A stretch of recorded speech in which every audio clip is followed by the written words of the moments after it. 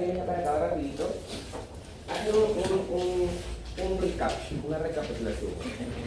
Anemia era baja de hemoglobina. Según la OMS, menos de 3 en hombres, menos de 2 en mujeres. ¿Por qué menos de 2 en mujeres? Porque las mujeres menstruan. Tres grandes grupos de anemias. Uno, por pérdida aguda, o sea, hemorragias, ¿no? Hemorragias agudas, ¿sí? En las cuales es una anemia normo-normo. Y hemorragias crónicas, que dijimos que si era una pérdida crónica, el paciente no se daba cuenta y era porque perdías ginecológicamente o por el tracto digestivo, ¿no es cierto? Y esa anemia por pérdida crónica sí es ferropénica. Eso es ferropénica, ¿listo? Muy bien, ese era un grupo. El segundo grupo, anemias que cursan porque los glóbulos rojos se destruyen más rápidamente. Un glóbulo rojo vivía 120 días, pero acá se destruye a los 30, 60 días, lo que da origen a las famosas anemias hemolíticas. Y había dos grandes grupos de anemias hemolíticas, con las que tú naces, o sea, las congénitas, y las que tú adquieres en el transcurso de la vida, o sea, las adquiridas. Dentro de las congénitas, ejemplo, justamente la glucosa 5-fosfato deshidrogenasa, que era necesaria para el metabolismo del glóbulo rojo, ¿sí? Y que cuando uno consumía habas pudiera desencadenar lo que conocemos como favismo. Es por entonces hereditaria, que fallaba la anquilina y entonces el glóbulo rojo ya no era bicóncavo, sino que se volvía redondo, ¿sí? Y las talasemias, alfa-talasemias, las falciformes, las talasemias, alfa-talasemia, beta-talasemia. Las anemias hemolíticas adquiridas básicamente son autoinmunes. Y si son autoinmunes, lo más frecuente es que sean en mujeres, ¿no? Por anticuerpos calientes y por anticuerpos fríos. Otra causa de anemias hemolíticas adquiridas por fármacos, ¿sí? Infecciosas, por ejemplo, malaria, ¿sí? Entre otras, iatrogénicas también, por válvulas protésicas. Les comenté que cuando se colocaban las válvulas, ¿les dije? ¿Sí? Cuando a un paciente le colocaban una válvula protésica en el corazón, si era de metal, ¿sí? Cuando pasaba, choca y eso destruye el glóbulo rojo. ¿Listo? Entonces lo más factible es colocar válvula protésica nativa, o sea, de un chanchito. ¿Sí? Al chanchito le sacamos del corazón y le ponemos la válvula, supongamos la válvula tricúspide, la colocamos al paciente. Ya no de metal, sino nativa. Cuando es de un chanchito se llama nativa. ¿Listo? Causa de anemia hemolítica si es que fuera de metal. Y en tercer lugar estaba esta, las anemias porque se producen pocos glóbulos rojos. O sea que algo pasa en mi médula que hace que se produzcan pocos glóbulos rojos. Y dijimos la vez pasada que para que mi médula produzca un glóbulo rojo de calidad, yo necesito vitamina B12, ácido fólico, hierro y eritropoyetina. Por lo tanto, si es que me falta alguna de estas, voy a tener anemia. Y entonces, comenzamos con las primeras. Entonces, ¿por qué me falta vitamina B12? La vitamina B12 se llama también cianocobalamina. Y la vitamina B12 es importante porque, uno, sintetiza el ADN del glóbulo rojo. Recuerden que el glóbulo rojo tiene núcleo hasta antes del reticulocito, ¿no? Reticulocito y glóbulo rojo ya no tienen núcleo, pero antes de eso tenía, como toda célula, núcleo. Entonces, para que se sintetice este núcleo, requiere de la vitamina B12. Y además, para que se maduren los glóbulos rojos, o maduren, requiere también de vitamina B12. Algo más, la vitamina B12 también está presente en el sistema nervioso, donde en la vaina de mielina. ¿Y ustedes recordarán para qué sirve la mielina? Protección. ¿Para qué sirve la vaina de mielina en la neurona? ¿Para qué sirve la Protección contra estrés oxidativo? Para protección contra estrés oxidativo. Que yo recuerde, la vaina de mielina, si yo tengo acá mi neurona, si tengo mi cuerpo celular o soma, de acá sale el cilindro eje o axón y están las dendritas, ¿no es cierto? La vaina de mielina estaba acá, ¿no? ¿Sí? Recubría al cilindro eje o axón. ¿Y para qué me sirve? Para que el impulso nervioso salte. Y eso hace que vaya más rápido, ¿no? No es lo mismo ir así que ir saltando como un canguro, ¿sí? Entonces, para que esa vaina de mielina que está de color azul se forme correctamente, yo necesito de vitamina B12. Entonces, la vitamina B12 me va a ayudar tanto para madurar a los glóbulos rojos y también me va a ayudar para que el impulso nervioso se transmita más rápidamente. Por lo tanto, si falta vitamina B12, voy a tener anemia, ¿sí? Pero también voy a tener síntomas neurológicos. Por ejemplo, voy a tener calambres, adormecimiento de las piernas, que se conoce como parestesias, sensación como de hincadas en las piernas, ¿no? Entonces, este tipo de anemia es una anemia, digamos, especial, porque aparte de ser anémico, el paciente les va a decir que tiene calambres, que tiene adormecimiento en los pies. Entonces, si en el examen me dicen que es un paciente, mujer de 50 años, que viene con fatiga, palpitaciones, los síntomas de anemia, pero además refiere calambres y parestesias en miembros inferiores, el diagnóstico ya está. ¿Qué es lo que le falta? B12. Ya está. No tienen nada más que leer, por más que la pregunta sea de 5 o 6 líneas, si les dice que tiene calambres y parestesias, es falta de B12. ¿Listo? Falta de B12. No hay ninguna otra anemia más que curse con síntomas neurológicos. ¿Listo?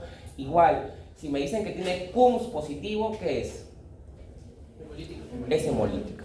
Nada más. ¿Listo? Entonces, este tipo de anemia va a ser dada porque falta B12. ¿Listo? Ahora, la vitamina B12 tiene un metabolismo un poco raro, o digamos especial. Yo ingiero vitamina B12 por la alimentación, ¿sí? Ingiero vitamina B12 por la alimentación. Vean que en las glándulas salivales, en la boca, se secreta una proteína que se llama aptocorrina, con H, aptocorrina. Entonces, la vitamina B12, ¿sí?, se junta con la aptocorrina y llega hasta el estómago. Ya, o sea que la lleva desde la boca hacia el estómago. Tenemos el complejo aptocorrina-vitamina B12, que es este. En el estómago, como vamos a ver ahorita más adelante, hay varios tipos de células. Una de esas células son las células parietales. Las células parietales secretan esto que se llama factor intrínseco. Entonces, la vitamina B12 se suelta de la aptocorrina y se une con el factor intrínseco, ¿sí? Y entonces viaja por el duodeno, yeyuno, íleon, y en el íleon, la vitamina B12 se suelta del factor intrínseco, y acá en el íleon hay un transportador, que era lo que les preguntaba, que se llama cubilina. Y esa cubilina es la que absorbe la vitamina B12. ¿Sí? Ahora, la vitamina B12 se va a transportar como transcobalamina. Acuérdense que lo que es trans es transporte, ¿no? Transferritina es el que transporta el hierro y transcobalamina es la que transporta la vitamina B12. Entonces, aptocorrina secreta la glándula salival, se junta la vitamina B12, llega al estómago.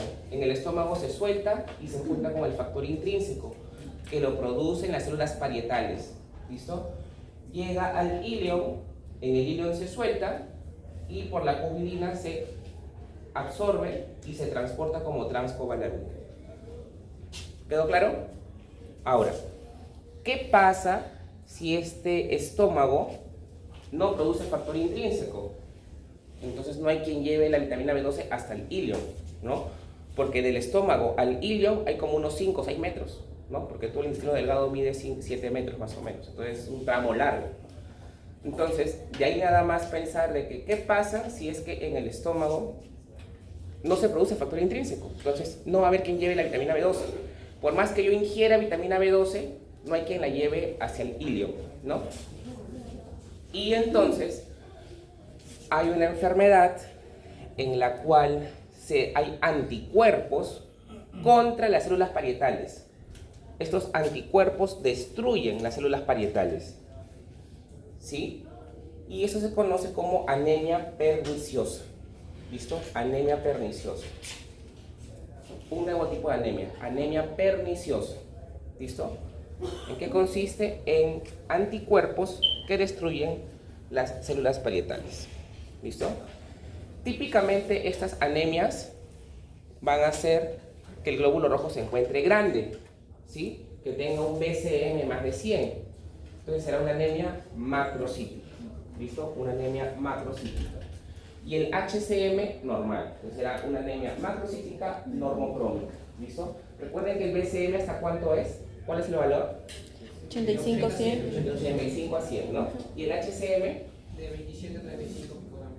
de 27 a 34, ¿no? Ah, 34. Muy bien, entonces son anemias macrocíticas normocrómicas que vienen con parestesias, ¿listo? Simétricas de los pies, ¿sí? Muy bien. Todo este grupo de anemias, como son anemias que hacen que el glóbulo rojo sea más grande, se llaman anemias megaloblásticas, ¿listo? Megaloblásticas. Ahora, nosotros hemos comentado básicamente porque hay una anemia perniciosa, ¿no? Pero vean que hay muchas más causas, ¿sí? ¿Por qué más puede faltarme B12? Porque no como B12, o sea, falta de aporte. Porque no se absorbe. ¿Por qué no se absorbe? Porque tengo una anemia perniciosa, porque me falta el factor intrínseco. Gastrectomía, esa es otra buena causa. Si yo sé que el estómago es el que produce el factor intrínseco y me operaron del estómago y me sacaron el estómago, ¿quién me produce el factor intrínseco? No hay, pues, ¿no? Entonces, sacar el estómago también puede producir anemia megaloblástica. O lo otro es que hay alguna enfermedad en el ilion, ¿no? Porque acabamos de decir que la vitamina B12 se absorbe en el ilion. Y si no hay ilion, ¿quién rayos lo va a absorber? ¿Sí? ¿Qué enfermedad puede ser? De repente a mí me han operado del ilion, me sacaron un pedazo de ilion, ¿no? Sprue tropical, enfermedad de Crohn, todas ellas pueden afectar al ilion. ¿Listo? Por último, vean que hay fármacos que pueden afectar la absorción de la B12. Por ejemplo, la neomicina, que es un antibiótico, ¿no? Es un aminoglucósido. O la colchicina, que es usada ¿para qué? ¿Para qué se usa la colchicina? ¿Saben? ¿No? Para la gota, ¿no? Para los ataques agudos de gota. Puede producir anemia megaloblástica. Ahora, ¿por qué me puede faltar ácido fólico? El ácido fólico es la vitamina B9. Básicamente algo similar, ¿no? Porque no consumes vitamina B9, porque hay un aumento de las necesidades, como por ejemplo en el embarazo, se necesita una dosis extra de ácido fólico, o por fármacos o alcohol. ¿Listo? Pero ¿cuál es la diferencia con la falta de B12? Lo he escrito acá con negrita y subrayado. No hay síntomas neurológicos. ¿Listo? Ambos me van a producir anemia macrocítica normocrómica. Pero ¿cómo hago la diferenciación? Que cuando falta B12 tengo síntomas neurológicos y cuando falta B9 no tengo síntomas neurológicos. ¿Listo? Por último, hay una anemia que se llama la anemia aplásica. ¿Sí? Anemia aplásica. ¿Qué pasa en la anemia aplásica? Aquí el problema es la médula ósea. O sea que mi médula ósea dijimos que tenía a la célula madre pluripotencial, ¿no es cierto? Bueno, hay una enfermedad y tal que afecta a la célula madre pluripotencial, ¿no? Entonces, va a hacer de que no se produzcan glóbulos rojos, tampoco glóbulos blancos, ni tampoco plaquetas. O sea, no se va a producir ninguna de las tres series las series sanguíneas, ¿no? ¿Por qué puede ser? Por consumir fármacos. Y el fármaco más reconocido y por el motivo por el cual ya no se usa es el cloranfenicol. Sí, que era otro antibiótico. ¿Sí? El cloranfenicol invadía la médula ósea y producía aplasia. Es por eso que ya el cloranfenicol no se usa mucho. ¿Sí? Pero vean que no es el único. De acá los más conocidos, las tiacidas. ¿Sí? Lo hablamos en su momento. ¿Se acuerdan qué eran las tiacidas? ¿Qué eran? ¿Qué eran las tiacidas? ¿Qué grupos farmacológicos son las tiacidas? ¿Qué? ¿Qué eran las tiacidas? Tiacidas eran diuréticos, ¿no? Diuréticos. Bueno, hidroclorotiazida y tal pueden producir aplasia de médula ósea. ¿Qué otros fármacos? Antidiabéticos orales, que le hemos comentado en su momento. ciclofosfamida, que es un inmunosupresor, pueden producir aplasia de médula ósea. ¿Qué más? Tóxicos, benceno, insecticidas pueden producir aplasia de médula. Y infecciones como por ejemplo virus B, virus C, citomegalovirus, Epstein-Barr, herpes, VIH, rubiola, pudieran producir aplasia de médula ósea. ¿Listo? Enfermedades autoinmunes y gestación. ¿Qué es lo que voy a tener acá? Bueno, anemia, lógicamente, pero también tendré petequias. ¿Por qué? Porque faltan las plaquetas, y equimosis, que son los moretones que nosotros conocemos. ¿Sí? ¿Cómo será la anemia? Normocítica, normocrómica. ¿Listo? Normo-normo. Y el tratamiento pues, va a ser eliminar el factor que ha producido la aplasia de médula. ¿Listo? Entonces, eso faltaba comentar de la semana pasada, y entonces ya con eso terminamos en lo que es anemias. ¿Listo? Entonces, necesito que recuerden bien conceptos como BCM, HCM, CHCM. Recuerden esas palabritas que se usan en el pasito, ¿sí? Epsidina, ferroportina, todas esas cosas. Recuerden también la forma que tienen que tener los glóbulos rojos, que es un esquistocito, acantocito, drepanocito. Busquen qué significa cada una de esas. ¿Listo? Y por último, recuerden que cuando hablamos de anemias, no nos basta solamente con decir anemia, ¿no? Porque como les he explicado la semana pasada y ahora, tiene que ver nombre y apellido. Es una anemia que normocítica, microcítica, macrocítica, normocrómica, hipocrómica, leve, moderada, severa. ¿Listo? ¿Por qué? Porque cuando ustedes les digan que es anemia macrocítica, entonces van a pensar que les falta B12, que les falta folato, ¿no? Que puede ser una aplasia, y ya tienen ya posibilidades diagnósticas. Leve, moderada, se ve como se mide. Habíamos comentado que leve era cuando la hemoglobina es más de 11, moderada era cuando la hemoglobina era de 11 a 7, 7 meses. y severa era cuando teníamos menos de 7. Listo. Para acabar lo que es hematología, vamos a ver un poco de los trastornos de la coagulación. Y acá tenemos que ver un poco sobre lo que es la hemostasia. Recuerden nuevamente lo que ya les mostré en anemias. Recuerden que todo deriva de una célula madre pluripotencial, ¿no? Y que esto se deriva en células mieloides y linfoides. Ya les expliqué eso la semana pasada, solamente para que recuerden que de la célula madre mieloide se deriva la unidad formadora de colonias de los megacariocitos, que vendría a dar origen al megacariocito. Este megacariocito se rompe, se fragmenta, y esos fragmentos son las famosas plaquetas. Quiere decir entonces que las plaquetas son pedazos del megacariocito. No son células, sino que son pedacitos. ¿Listo? Cuando hablamos de hemostasia vendrían a ser los pasos, ¿sí?, por los cuales se va a conseguir detener un sangrado. ¿Sí? Son los pasos para detener un sangrado. Y básicamente son 5 pasos.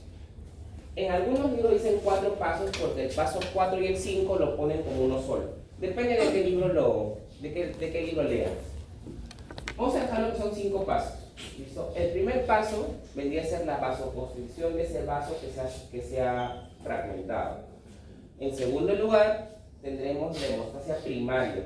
Y cuando hablamos de hemostasia primaria, hablamos que se forma un tapón plaquetario. En tercer lugar, tendremos la hemostasia secundaria, que vendría a ser el resultado de lo que conocemos como la cascada de la coagulación. En cuarto lugar, tendremos la disolución del coágulo, y en quinto lugar, la retracción del coágulo. Entonces, como vuelvo a repetir, algunos libros consideran el paso 4 y 5 como uno solo. Vamos con el primero, que es la vasoconstricción.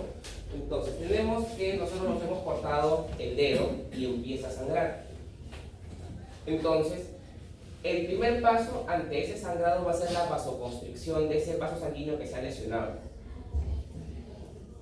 Y entonces, para que ese vaso sanguíneo se constriña, va a recibir acción básicamente de algunos factores. Por ejemplo, vemos acá, se ha lesionado el vaso y ha empezado a sangrar, ¿no? Entonces, en primer lugar, lo que vamos a ver es que ese vaso se va a constriñir. ¿Por qué? 1, porque hay un espasmo miógeno local. Mio es músculo, ¿no es cierto? Entonces, el músculo se constriñe. Ante ese corte que ha habido, se cierra. 2. Van a haber factores que van a favorecer esa vasoconstricción. ¿Qué factores? Tromboxano A2, prostaglandina E1 y leucotrienos B4.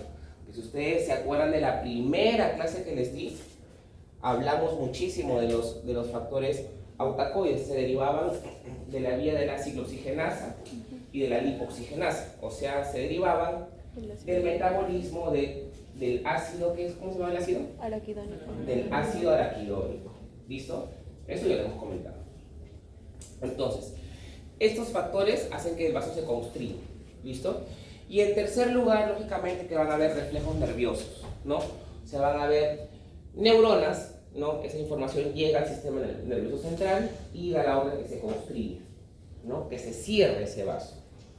Lógicamente que estos tres factores no van a ser suficientes para poder detener el sangrado, sino que, como les voy a explicar más adelante, van a haber otros mecanismos para que se detenga el sangrado.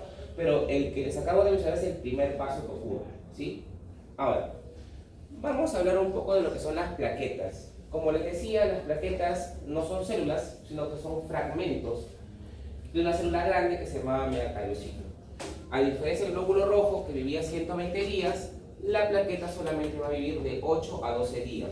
O sea, vean la diferencia, es bastante grosera, ¿no? De 8 días a 120 días.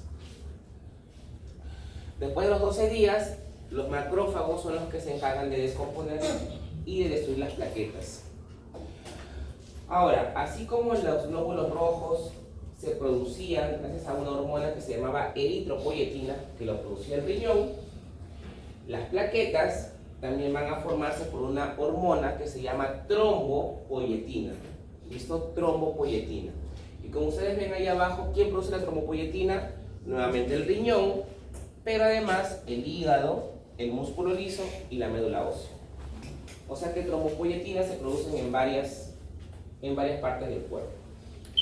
Acá tenemos una plaqueta, y vean que es una célula anucleada, tiene en su superficie algunos receptores, y este receptor es bastante importante, se llama glucoproteína 2B3A. Luego les explico para qué sirve. Glucoproteína 2B3A. Adentro de la plaqueta tendremos, por ejemplo, miocina. ¿Sí? Miocina me sirve para la contracción, ¿no es cierto? Tendré gránulos. Acá tengo los alfa gránulos y tengo los delta gránulos. Y van a haber otros más que se los muestro en la siguiente diapositiva. Entonces vean la forma que tiene la plaqueta. Acá tenemos nuevamente la plaqueta, pero esto nos va a servir para ver los gránulos. ¿Sí? Necesitamos reconocer varios gránulos porque luego los vamos a ver su función. Miren, por ejemplo, tenemos acá los alfa gránulos. ¿Sí? Alfa gránulos. ¿Para qué sirven? Van a secretar fibrinógeno, ¿sí? Factor de von Willebrand, factor de crecimiento del endotelio vascular, entre otros. ¿Sí? Son los más importantes que les puedo comentar de acá. Luego tendremos los gránulos densos, ¿sí? Que van a secretar dos cosas, ATP y calcio. El calcio me va a servir para la coagulación, como se los voy a demostrar más adelante. ¿Listo? Luego tendremos el lisosoma, que es este, y este va a sintetizar colagenasa, ¿sí? Heparinasa y glucorinidasa, ¿no? Que son enzimas que van a degradar básicamente la heparina y el colágeno, ¿no? Básicamente eso, ¿no? Son los gránulos más importantes que deben de considerar. Ahora, estoy haciendo énfasis en eso porque como les voy a comentar más adelante, por ejemplo, el calcio, el factor de von Willebrand, entre otros, son necesarios para que haya un proceso de coagulación adecuado. Y la falta de estos factores puede traer complicaciones más adelante. Ahí tienen en una tabla, para que luego lo revisen en casa, los gránulos alfa, ¿sí? Que es lo que secretan, los gránulos delta, que les hemos comentado, el calcio, el ATP y todo lo demás, y los gránulos gamma, que van a liberar enzimas hidrolíticas. En segundo paso, el primer paso dijimos que era la vasoconstricción. El segundo paso es la formación del tapón plaquetario, ¿sí? Es decir, de que ese proceso por el cual empezó a cerrar un vaso y hubo una vasoconstricción no va a ser suficiente para detener el sangrado, sino que tenemos que formar un tapón plaquetario. Y para que se forme ese tapón plaquetario, o también conocido como hemostasia primaria, deben de ocurrir varios eventos. Número 1, la plaqueta tiene que pegarse al endotelio. ¿Listo? Vean ustedes que para que esta plaqueta se pegue, como dice ahí, tiene que cambiar de forma. Acá la vemos como que es un poco redonda, acá la vemos como un poco aplanada. Entonces, la plaqueta se adhiere, cambia de forma y se pega al endotelio. ¿Listo? Cuando una plaqueta se pega al endotelio, libera factores, como por ejemplo el ADP y el tromboxano A2, que eran de los gránulos que les comentaba en la diapositiva anterior. Y entonces esos gránulos que se liberan va a hacer que llamen a otras plaquetas. Este gránulo que se liberó hizo que se pegaran más plaquetas. ¿Sí? Al final se pega una plaqueta, otra y se forma un tapón. ¿Listo? Entonces, cuando la plaqueta se pega al endotelio, se llama adhesión. ¿Listo? Adhesión plaquetaria. Pero cuando una plaqueta se pega a otra plaqueta, se llama agregación. No es lo mismo entonces adhesión que agregación, ¿eh? Vuelvo a repetir. Adhesión es cuando la plaqueta se pega al endotelio. Y agregación es cuando una plaqueta se pega a otra plaqueta, ¿no? Acá lo estamos viendo, miren. Como una plaqueta se pega a otra plaqueta. Eso se llama agregación. ¿Listo? Agregación. De ahí entonces que van a haber fármacos que son antiagregantes plaquetarios. ¿Qué fármaco antiagregante plaquetario conoce? Que es recontra conocido. La aspirina. Claro que sí. La aspirina entonces lo que hace es que evita que una plaqueta se pegue a otra plaqueta. ¿Listo? Entonces con lo que yo voy a disminuir la producción de coágulos, ¿no? Muy bien. Ahora, vamos un poco más profundo. Entonces, tengo yo el endotelio, que es este. Sí, acá está el endotelio. Muy bien. Y acá tengo yo la plaqueta. Ahora, acá está la plaqueta. Miren acá. Esta plaqueta se pega al endotelio, es lo que dijimos, ¿no? Ese proceso se llamaba adhesión, ¿no es cierto? Plaqueta con endotelio se llama adhesión. Muy bien. Ahora, para que esta plaqueta se pegue al endotelio, tiene un receptor, que es el GP1B. ¿Listo? GP1B. Este receptor se une con esto que se conoce como el factor de von Willebrand. ¿Listo? Entonces, el factor de von Willebrand es como el pegamento, como hace que la plaqueta se pegue al endotelio. Si no hay factor de von Willebrand, nunca se va a pegar la plaqueta al endotelio. ¿Sí? Por eso les vuelvo a decir, es como un pegamento. Entonces, ¿qué pasa si una persona nace sin el factor de von Willebrand? Esa plaqueta nunca se va a pegar al endotelio, ¿no? Y va a dar origen a lo que conocemos como hemofilia. ¿Listo? Esas son las personas hemofílicas. Nacen sin el factor de von Willebrand. Y como les estoy diciendo, el factor de von Willebrand es el que hace que se pegue la plaqueta al endotelio. Nunca va a haber adhesión plaquetaria. ¿Sí? ¿Está bien? Ahora, además, dijimos que este factor de von Willebrand se unía al receptor GP1B, ¿no es cierto? ¿Qué pasa si la persona nace sin ese receptor? Nace sin el receptor GP1B, de origen a lo que conocemos como síndrome de Bernard-Soulier. ¿Listo? Bernard-Soulier. Entonces, el síndrome de Bernard-Soulier es la falta del receptor GP1B. Ahora, para que una plaqueta se pegue a otra plaqueta, ese proceso se llamaba agregación. Para que una plaqueta se agregue a otra plaqueta, va a usar el fibrinógeno. Es como que el puente que une una plaqueta a otra plaqueta. ¿Listo? Muy bien. Ahora, para que una plaqueta se pegue a otra plaqueta, como ustedes pueden ver, el receptor se llama GP2B3A, que era lo que les mencionaba en la diapo anterior.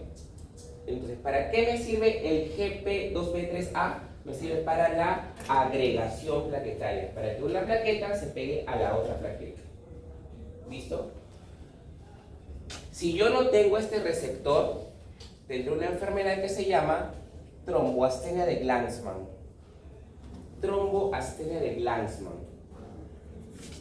¿Ya? Entonces, todas ellas al final me van a dar problemas con la coagulación, ¿no? Esta persona no va a poder formar un coágulo y va a sangrar, ¿no? Pero es diferente que me falte el 2B3A, a que me falte el 1B o a que me falte el factor de von Willebrand.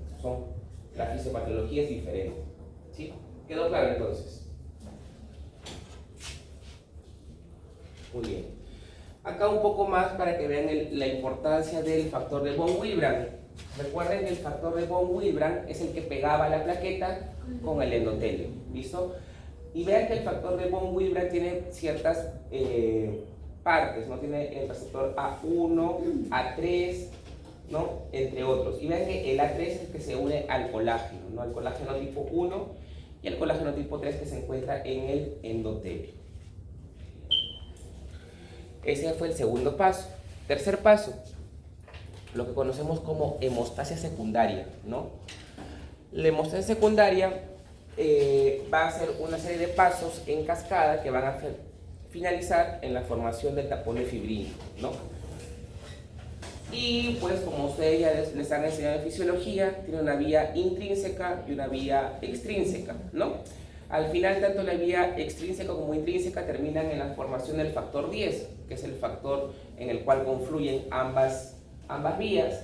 El factor 10 se activa y hace que la protrombina pase a trombina y eso hace que el fibrinógeno pase a fibrina y se forma la red de fibrina y se forma el coágulo, ¿no? De una forma más detallada, están viendo ustedes acá que la vía intrínseca inicia cuando el factor 12 se activa, eso hace que el factor 11 se active y el factor 9 activado junto con el 8 hacen que el factor 10 se encuentre activado, ¿no? Y eso va a dar origen a la vía común. Por otro lado, ese factor 10 también requiere el factor 7, ¿no? Entonces, ese factor 7 junto con el factor tisular se juntan y hacen que las dos vías confluyan y el 10 se activa. Eso es por el lado de la vía intrínseca. Por la vía extrínseca, vamos a ver que el factor tisular hace que el 7 se active y este a su vez hace que el 9 se active. Acá, perdón. La vía extrínseca hace que el factor tisular se active, ¿no? Y ese factor 7 activado hace que el 10 se active. Es una vía un poco más corta. ¿Cuánto dura la vía extrínseca? Solamente dura 15 segundos. ¿Y cuánto dura la vía intrínseca? Dura 60 segundos. ¿Por qué? Porque tiene muchos más pasos. ¿Listo? La vía extrínseca solamente dura 15 segundos. Ahora, esto es lo que nos han enseñado normalmente, ¿no? Pero recordar que así como hay una cascada de coagulación que antes nos mencionaban que era intrínseca y extrínseca, hay una nueva cascada de la coagulación, ¿Les han enseñado esto? Que tiene 3 partes. Sí, tiene una fase de iniciación, una fase de amplificación. ¿No? ¿Les han enseñado este oficio o no? ¿No? Bueno, pero estas sí partes sí les han enseñado, ¿no? Intrínseca y extrínseca. Bueno, ¿por qué hay una nueva cascada de coagulación? Porque esta cascada de coagulación se va a dar in vitro. ¿Qué significa in vitro? Se va a dar en el laboratorio. Pero en una persona en vivo no ocurre así. ¿Listo? Por eso que hay una cascada de coagulación en el laboratorio, o sea, in vitro, y una cascada de coagulación in vivo, ¿no? Que es como verdaderamente ocurre en una persona. Vean acá. Tiene una fase de iniciación que consiste en que el factor tisular, como vemos acá, el factor tisular se une al 7, se activa, ¿sí? Y esto hace que el 9 también se active y ambos, el 7 y el 9, hacen que el 10 se active. Una vez que el 10 se activó, lo mismo, hace que la protrombina pase a trombina, el fibrinógeno pase a fibrina y se forma el coágulo. Pero, ¿qué cosa es lo nuevo? Que para que esta fase ocurra, tiene que haber una amplificación. Quiere decir de que estos factores, el 11, el 8 y el 5, están estimulando continuamente a esta fase para que se produzca una y otra vez. De tal forma que es como un círculo vicioso. El factor 11, 8 y 5 estimula activamente al factor 7 y 9 para que se forme el factor 10. Y lo están estimulando, estimulando y estimulando. Es como eso, como que una amplificación. O sea, son estímulos repetitivos que hacen que finalmente el factor 10 se active y tenga yo el coágulo de fibrina. ¿Listo? Esa es la diferencia. Acá también tienen lo mismo, lo que les explicaba, ¿no? El factor tisular hace que el 7 se active, el 9, ¿no? Y ambos hacen que el 10 se encuentre activado. Y eso como ustedes pueden ver acá con las flechitas, están estimulándose, como que se retroalimenta. Algo similar a lo que veíamos en el sistema endocrino. Se retroalimenta, retroalimenta y retroalimenta, ¿no? O sea, es como un círculo vicioso. Por eso se llama fase de amplificación. ¿Listo? Ahora, para nosotros poder evaluar la cascada de la coagulación, tenemos varias pruebas. Y esto sí necesito que se lo aprendan o lo averigüen. Tienen que aprender a diferenciar entre tiempo de sangrado, tiempo de coagulación, tiempo de trombina. Y ustedes en fisiología hicieron un laboratorio en que se hincaban en la oreja o el dedo, ¿sí? Y veían cuántos segundos empezaba a sangrar. O luego se colocaban un papel, ¿no? ¿Hicieron ese laboratorio en fisiología? Ya. Que se hincaban el dedo o la oreja, veían cuánto tiempo sangraba. Y luego les colocaban un papel para ver cuánto tiempo en el papel se veía la sangre. Ese tiempo, ¿qué evalúa? ¿El tiempo de sangrado? ¿El tiempo de coagulación? ¿Qué es lo que evalúa?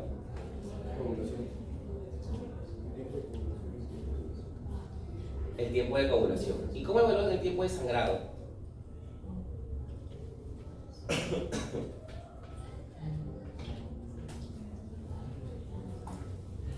Ya, chamba. Se van a poner a buscar diferencias entre el tiempo de coagulación y el tiempo de sangrado. ¿Listo?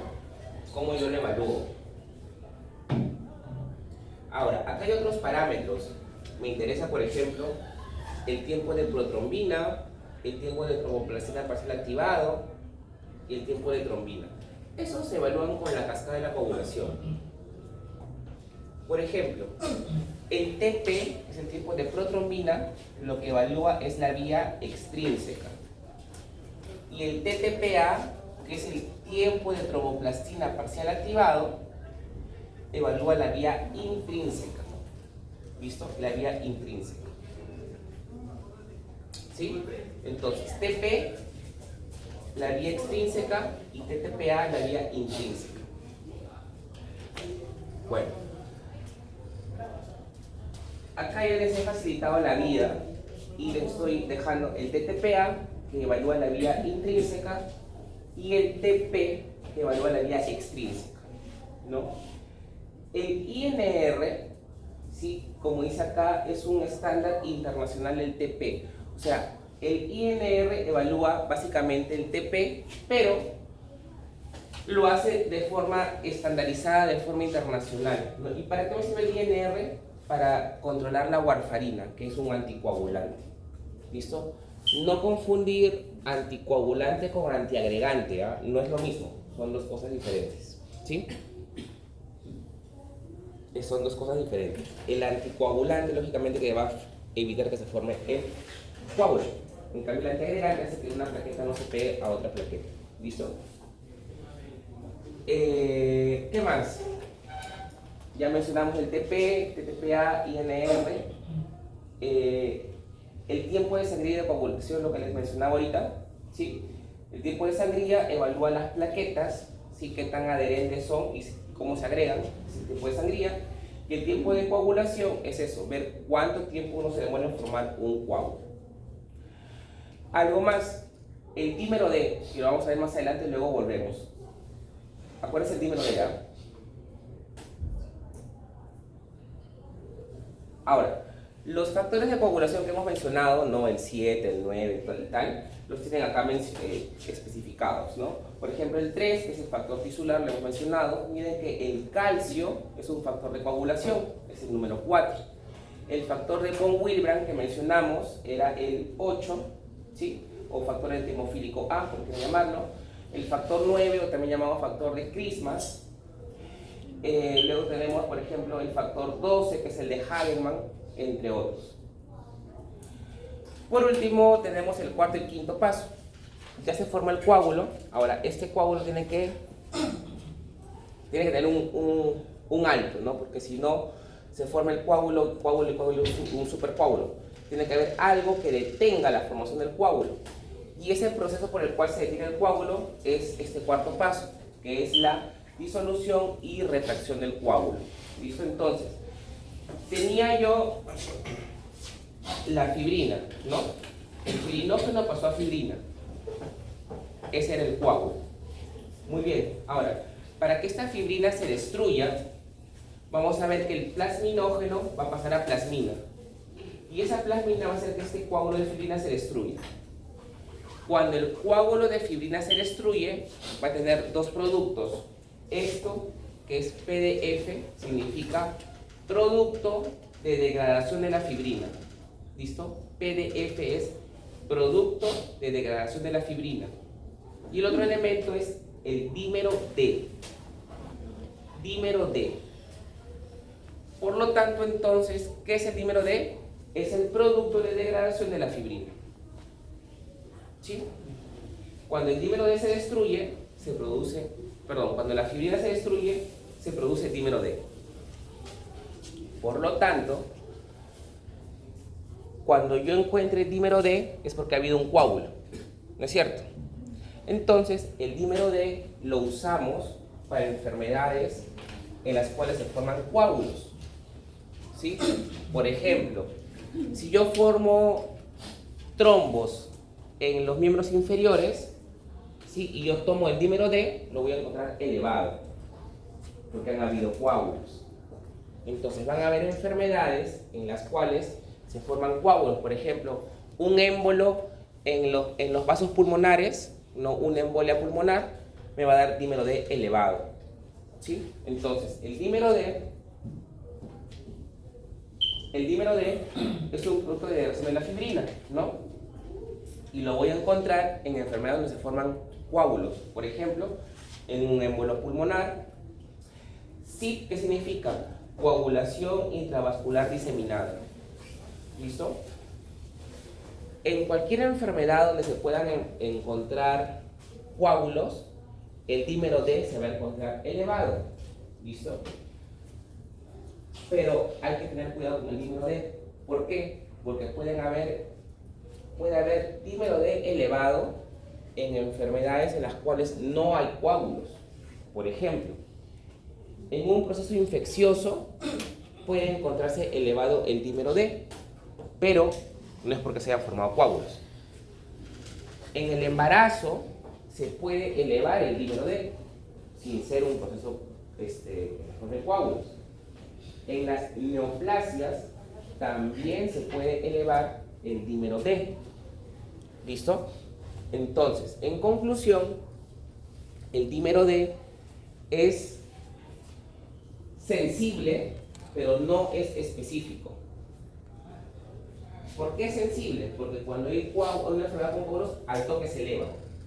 Pero ¿por qué no es específico? Porque puede haber dímero D elevado sin ser alguna enfermedad en la que hay coágulos.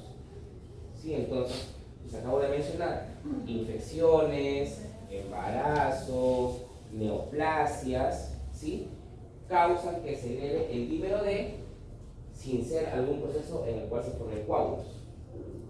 ¿Quedó claro? Entonces, es sensible, pero no es específico. ¿Ya? Muy bien.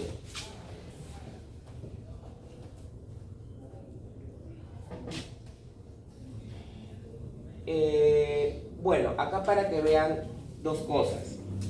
En primer lugar, la acción de la antitrombina, ¿sí? La antitrombina se une a la heparina. En primer lugar, tenemos la trombina que se une a la antitrombina. Y la antitrombina, a su vez, lo que hace es potenciar la acción de la heparina, ¿no? La heparina es un potente anticoagulante que nosotros tenemos en nuestro organismo. La heparina hace que esos coágulos no se formen súper grandes, sino se formarían trombos. Entonces, esta acción de la heparina se ve potenciada por la antitrombina 3. ¿Listo? Muy bien. Acá tienen entonces los factores que favorecen la coagulación y los factores que inhiben la coagulación. ¿Listo? Tenemos el factor de von Willebrand, ¿no? Que favorece que la plaqueta se pegue, y los anticoagulantes, como por ejemplo la antitrombina 3 que les comentaba, la trombomodulina, la proteína C, entre otras que ustedes luego lo revisan. Los factores que favorecen a la destrucción del coágulo, el más importante, el TPA, ¿listo? El activador del plasminógeno tisular. Este TPA, como vemos, va a hidrolizar el plasminógeno, ¿no? Y el TPA lo vamos a usar cuando queremos disolver coágulos. Por ejemplo, cuando hablamos de infarto del corazón, si nosotros queremos disolver ese coágulo que ha taponeado la coronaria, podemos usar el TPA, ¿no? O sea, podemos hacer un procedimiento que se llama filinolisis. Destruimos el coágulo, ¿sí? ¿Con qué? Con el TPA. ¿Listo? Ahora, para disolver el coágulo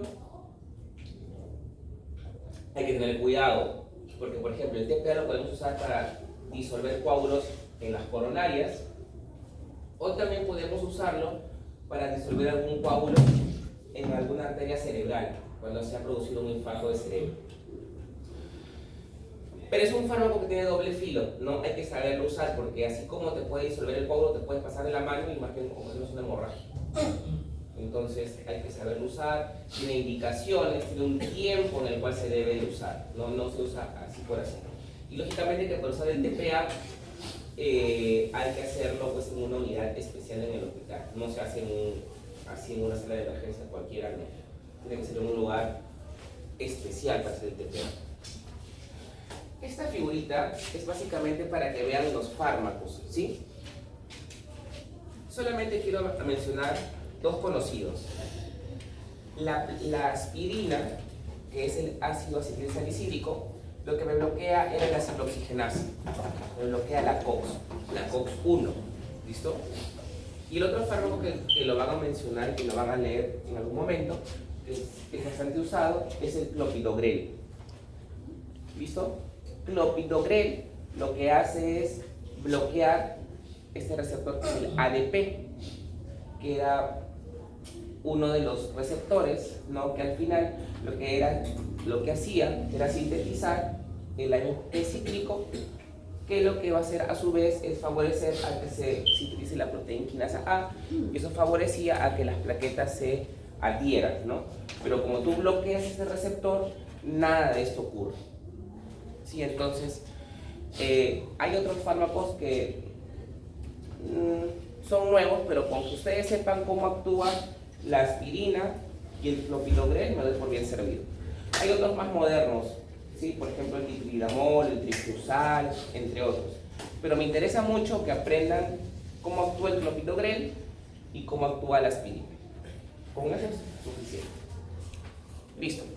Para acabar ya, vamos a hablar sobre trastornos relacionados con las plaquetas. En primer lugar tenemos la trombocitopenia. Trombocitopenia vendría a ser la falta de plaquetas o la disminución de las plaquetas. Que sepan que las plaquetas normales son de 150.000 a 450.000. Cuando tenemos menos de 150.000 plaquetas, estaríamos hablando de trombocitopenia o plaquetopenia, como quieran llamarlo. ¿Listo? Ahora, ¿por qué pueden haber pocas plaquetas? Como dice allí, porque la médula ósea no produce plaquetas o porque el vaso se está comiendo las plaquetas. ¿Listo? Entonces, ahí tienen en esa tabla una serie de causas por las cuales se producen pocas plaquetas, ¿no? Lo más frecuente es que sea por causas inmunes, o sea, de que van a haber anticuerpos que destruyen las plaquetas. Lo otro es que hay algún fármaco, miren, por ejemplo, el consumo de alcohol, en exceso, lógicamente, puede producir que haya una falta de plaquetas. Las tiacidas, nuevamente, ¿sí? Las tiacidas, valproato y fenitoína, ¿saben para qué se utilizan? Ácido valproico y fenitoína, ¿ideas? Antihipertensión. ¿Para qué se usa? Hipertensión. Hipertensión, no. Valproato de sodio y fenitoína, ¿para qué lo uso? ¿Para dormir? No. Anestésico tampoco, es un anticonvulsivante, lo uso para convulsiones, ¿ya? Es un anticonvulsivante. Infecciones, vean que TBC puede producir plaquetopenia, nuevamente VIH, virus C. Enfermedades hepáticas, cualquier enfermedad hepática puede producir plaquetopenia. ¿Por qué? Porque lo que hace es que el vaso crezca y eso hace que las plaquetas se consuman, ¿no? Embarazo, entre otras causas. El otro grupo de enfermedades de las plaquetas es la famosa PTI, ¿no? PTI significa púrpura trombocitopénica idiopática o autoinmune, como quieran llamarlo.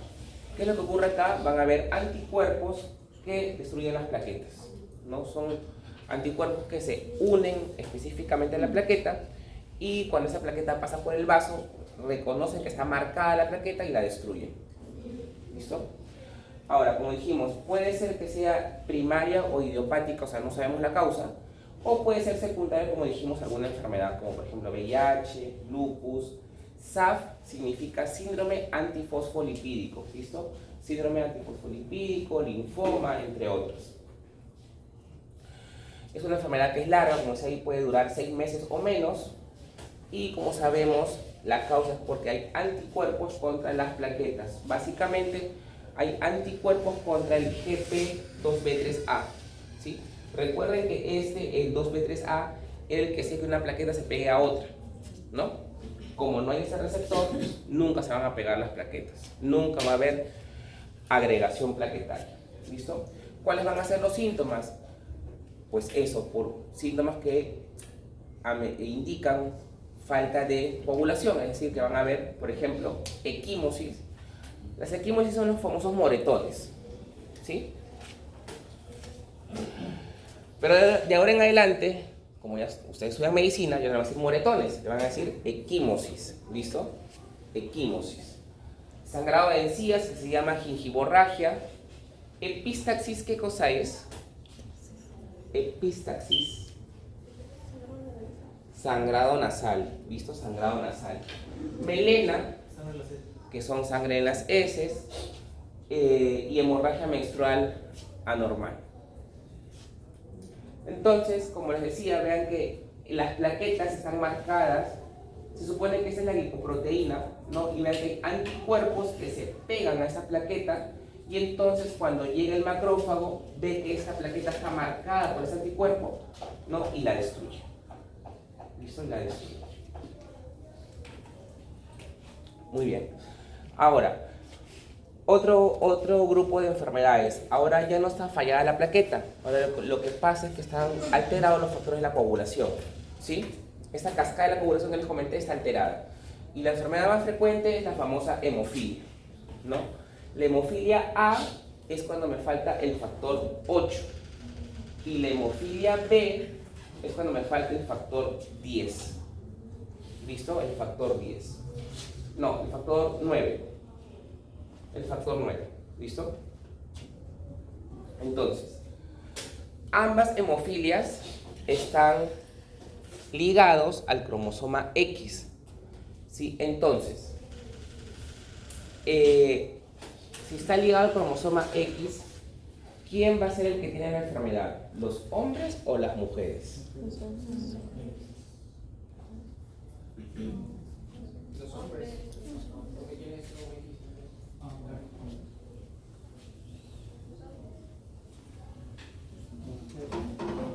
X. Los que tienen la enfermedad van a ser los hombres. ¿Listo? ¿Por qué? Porque como les dije la semana pasada, los hombres somos XY.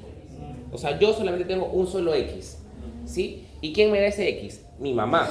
¿No es cierto? Entonces, si mi mamá me da el X fallado, ya fui. Porque yo solo tengo un X. En cambio, ella es XX. Tiene un X de la mamá y un X del papá. Ella puede ser que coja el X fallado, pero le quede el otro X. Entonces no pasa nada. En cambio yo, que solo tengo un X, si cogí el fallado, ya fui. ¿Listo? ¿En qué casos una mujer puede ser hemofílica? ¿O no existe eso? Cuando el papá y la mamá son papá y mamá. Claro. Cuando ella tiene los dos X fallados. Si ella tiene un X fallado, normal, fresh, solo es portadora. Pero si ella tiene los dos X fallados, ahí sí, ella es la hemofílica, ¿no? Muy bien. El 90% de los hemofílicos tienen cantidades insuficientes del factor 8 y el 10% tienen una falla en el factor, o sea, tienen la suficiente cantidad pero está fallado. O sea, el 90% es una deficiencia cuantitativa y el 10% es cualitativa. A ver, les vuelvo a explicar. Una deficiencia cuantitativa, cuanti es cantidad, lo que tienes es poco factor 8. Y una deficiencia cualitativa es que tienes la suficiente cantidad, pero no sirve. ¿Me entienden? Entonces, la deficiencia cuantitativa es que tienes poquito, y la deficiencia cualitativa es que tienes la suficiente cantidad, pero no sirve. ¿Listo? ¿Cuál es la forma más frecuente? Cuando tenemos el 90% en la forma cuantitativa. ¿Listo? Los síntomas van a ser hemorragias, pero en tejidos blandos. Como por ejemplo, tejidos blandos pueden ser, por ejemplo, las articulaciones, ¿no? Y es algo frecuente, por ejemplo, que esta enfermedad, como se expresa en la infancia, los padres notan que el niño no camina a la edad que debe de caminar. ¿A qué edad camina un niño?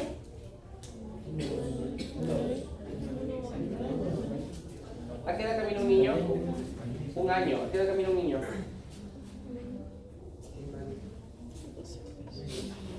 Un año y medio. Año y medio. Año y medio. Un año. Año y medio.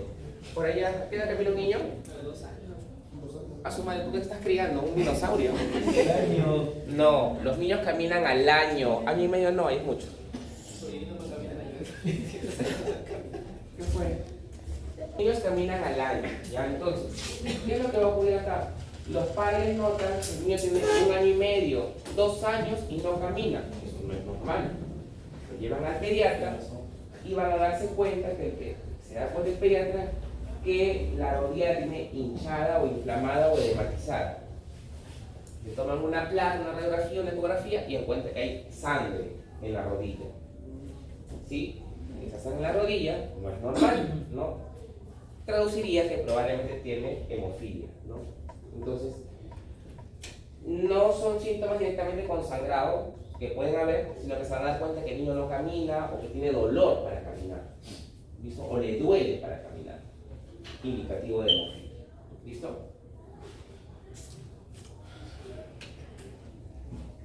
Hay varios tipos de hemofilia. Tipo 1, cuando falta la cantidad del factor de von Willebrand. Tipo 2, cuando falla la calidad del factor de von Willebrand.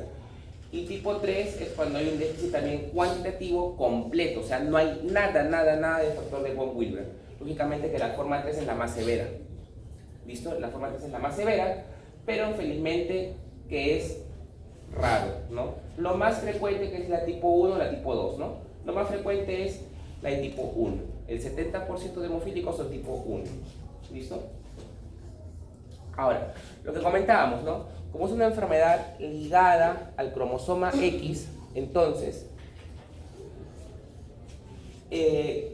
yo por ejemplo, cojo el Y de mi papá y cojo el X de mi mamá fallado. Entonces yo voy a ser hemofílico. ¿Listo? Pero puede ser que yo coja el Y de mi papá y el X sano de mi mamá. Y puede ser que nazca sano. La cosa es que si yo cojo el X fallado de mi mamá, yo soy hemofílico. ¿Listo? Y lo que les preguntaba, ¿en qué casos una mujer puede ser hemofílica? En el caso de que mi papá es hemofílico y mi mamá es hemofílica, yo voy a ser, la hija puede ser hemofílica, ¿no? Porque coge el X fallado del papá, que es el único X del papá, y coge el X fallado de la mamá y ya fue. ¿Sí? Lo otro es que la hija sea portadora. ¿En qué casos? En el caso de que coja el X fallado del papá, porque el papá solamente le va a dar el X fallado, no tiene otra más, ¿no? Pero la chica esta puede coger el X sano de la mamá. En ese caso ella es portadora. ¿Sí? Pero si ella coge los dos fallados, ya fue. ¿Listo? Pero es raro, ¿no? Que se junten dos hemofílicos. Como lo decía ahí el lunes pasado, a menos que se conozcan en el club de los hemofílicos y pasen cosas ahí, bueno, entonces ahí sí puede ser, ¿no? Pero raro que se junte dos hemofílicos, ¿no? En ese caso la mujer sí va a ser hemofílica.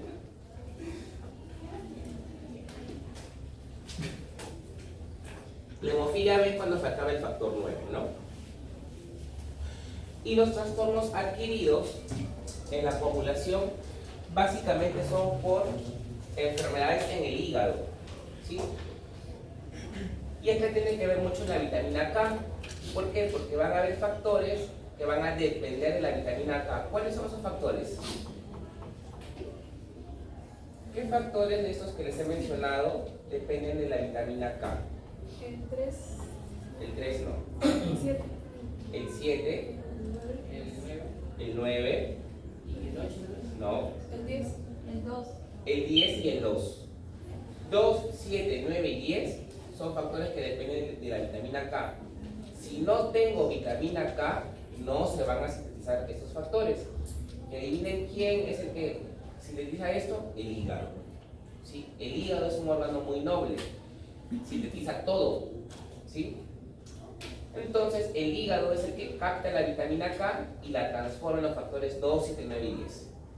Por lo tanto, alguna enfermedad en la que falle el hígado, no van a sintetizarse los factores de coagulación 2, 7, 9 y 10. Habrán problemas en la coagulación.